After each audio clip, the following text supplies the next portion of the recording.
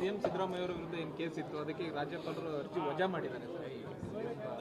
ನೋಡಿ, ಈಗ ನನಗಂತೂ ವೈಯಕ್ತಿಕವಾಗಿ ಆಶ್ಚರ್ಯ ಇಲ್ಲ. ಯಾಕಂದರೆ ಇವತ್ತು CBI, IT, ED ಎಲ್ಲಾದರೂ ಪ್ರಯತ್ನ ಮಾಡಿದ್ರು. ಅವೆಲ್ಲ ವರ್ಕೌಟ್ ಆಗಿಲ್ಲ ಅಂದಾಗ ಗವರ್ನರಿಗೆ ಮುಂದೆ ತಂದಿದ್ರು. ನಾನು ಮುಂಚೆಯಿಂದಾನು ಹೇಳ್ತಾ ಇದ್ದೀನಿ, ಇದು BJPಯವರ ಸ್ಟ್ಯಾಂಡರ್ಡ್ ಆಪ್ರೇಟಿಂಗ್ ಪ್ರೊಸೀಜರ್, ಕೇಂದ್ರ ಸರ್ಕಾರದ ಪ್ಲೇಬುಕ್ ಇದು ಒಂದು. ಸೊ ಎಲ್ಲೆಲ್ಲಿ ಅವರಿಗೆ ಅವಕಾಶಗಳು ಸಿಗ್ತಾ ಇಲ್ಲ, ಅವರು ಸರ್ಕಾರವನ್ನು ಇದು ರಾಜ್ಯಪಾಲರ ಕಚೇರಿಯನ್ನು ದುರುಪಯೋಗ ಮಾಡ್ಕೋತಾ ಇದ್ದಾರೆ. ಅದೇ ನಿಟ್ಟಿನಲ್ಲಿ ಇವತ್ತು ತೀರ್ಪು ಬಂದಿರೋದು. ಕಾನೂನು ಹೋರಾಟ ಇದೆ ಅಲ್ಲ, ಅವ್ರ ಹತ್ರ BJPಯವರ ಹತ್ರ ಮತ್ತು ಕೇಂದ್ರ ಸರ್ಕಾರ ಹತ್ರ ಗವರ್ನರ್ ಇದ್ದರೆ, ನಮ್ಮ ಹತ್ರ ಬಾಬಾ ಸಾಹೇಬ್ ಅಂಬೇಡ್ಕರ್ ಅವರ ಸಂವಿಧಾನ ಇದೆ, ನಾವು ಅಪೀಲ್ ಮಾಡ್ತೀವಿ. ಈಗ ಡೆಲ್ಲಿನಲ್ಲಿ ಏನಾಯಿತು ಸರ್, ಜಾರ್ಖಂಡ್ನಲ್ಲಿ ಏನಾಯಿತು, ಚೀಮಾರಿ ಹಾಕಿಲ್ವಾ supreme court? We will fight this legally. ಆಮೇಲೆ ಜನರ ಬಳಿ ಹೋಗೋಣ. ಸಿದ್ದರಾಮಯ್ಯ ರಾಜೀನಾಮೆ ಕೊಡಬೇಕು ಅನ್ನೋ ವಿಪಕ್ಷ ನಾಯಕರು ಏನಾದರೂ ಮಾಡ್ಕೊಳ್ರಪ್ಪ, ಕಾರಣ ಇರಬೇಕಲ್ಲ. ಇವ್ರ ನೈತಿಕತೆ ಬಗ್ಗೆ ಮಾತಾಡೋಕ್ಕೆ ಹಕ್ಕಿದೆಯಾ? ಇವ್ರಿಗೆ ಏನಾದರೂ ಸ್ವಲ್ಪನ ನೈತಿಕತೆ ಇದ್ದಿದ್ರೆ ಫಸ್ಟು ವಿಜೇಂದ್ರ ಅವರಿಗೆ ಕೆಳಗಿಳಿಸ್ತಾ ಇದ್ರು. ಅವ್ರ ಪೂಜ್ಯ ಅಪ್ಪಾಜಿ ಅವ್ರ ಮೇಲೆ ಪಾಕ್ಸ್ಕೋ ಕೇಸ್ ಇದೆ, ಅದ್ರ ಬಗ್ಗೆ ಮಾತಾಡ್ತಾರಾ? ಅವರ ಡಿನೋಟಿಫಿಕೇಶನ್ ಬಗ್ಗೆ ಮಾತಾಡ್ತಾರಾ? ಇವ್ರ ನೈತಿಕತೆ ಮಾತಾಡೋಕ್ಕೆ ಏನಾದರೂ ಹಕ್ಕಿದೆಯಾ BJP ಅವರಿಗೆ?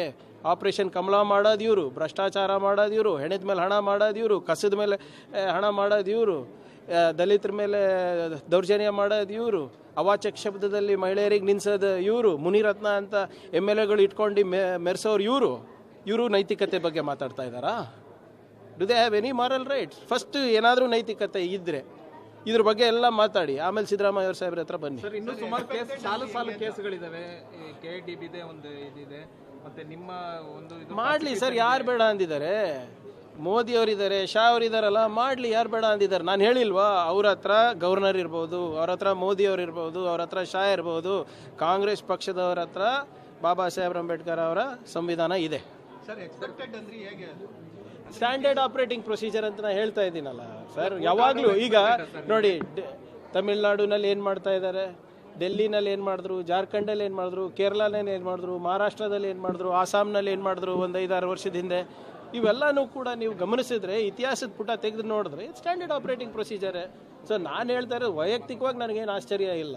ಆಮೇಲೆ ಈ ಸಂಸ್ಥೆಗಳನ್ನು ಕೂಡ ಇವರು ಯಾವ ರೀತಿ ಒತ್ತಾಯಪೂರ್ವಕವಾಗಿ ಅವ್ರ ಪರವಾಗಿ ಕೆಲಸ ಮಾಡ್ತಾರಂತ ನೋಡಿದ್ದೀರಲ್ಲ. CBI ಇರ್ಬೋದು, IT ಇರ್ಬೋದು, ED ಇರ್ಬೋದು.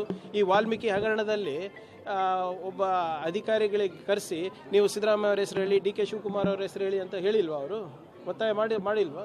ಸೊ ಇದೆಲ್ಲನೂ ಕೂಡ BJPಯವರ ಒಂದು ಪ್ಲೇಬುಕ್ ಅಂತ ನಾವೇನು ಹೇಳ್ತೀವಿ, ಅದ್ರ ಪ್ರಕಾರ ಆಗ್ತಾ ಇದೆ ಅಷ್ಟೇ.